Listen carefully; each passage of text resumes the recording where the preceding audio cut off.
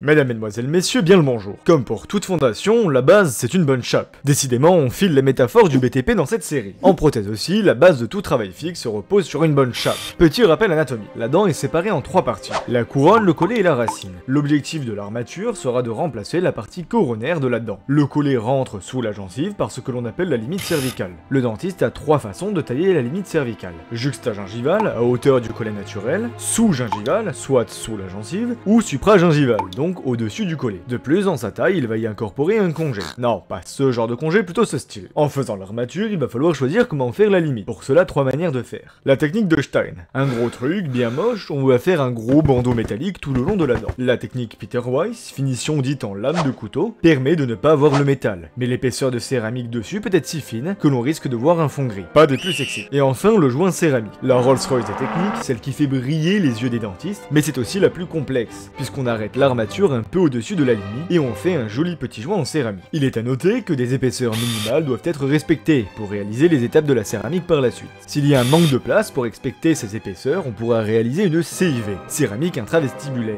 pour stratifier uniquement sur la partie visible, en gardant tout ça très discret. L'armature que l'on réalisera permettra la résistance de la céramique finale. Il faudra aussi vérifier les applications des forces en dynamique, pour pas que la céramique ne casse lors de la mastication. C'est pour cela que l'on va réaliser l'armature en homothétie, c'est-à-dire en une réduction proportionnelle de la couronne. Petit conseil pour la réalisation de votre chape, évitez les angles vifs et les recoins où pourraient s'inviter des bulles d'air là où elles ne le sont pas. La conception de l'armature va déterminer la beauté de la dent. C'est un peu comme choisir un beau costume pour un événement. On veut que tout soit bien ajusté, qu'il n'y ait pas de faux plis et surtout qu'on y soit à l'aise. Sur ce, mesdames, mesdemoiselles et messieurs, n'hésitez pas à vous abonner, à liker, commenter et partager cette vidéo, à me rejoindre sur Twitch où je suis en live tous les week-ends et sur le groupe Discord.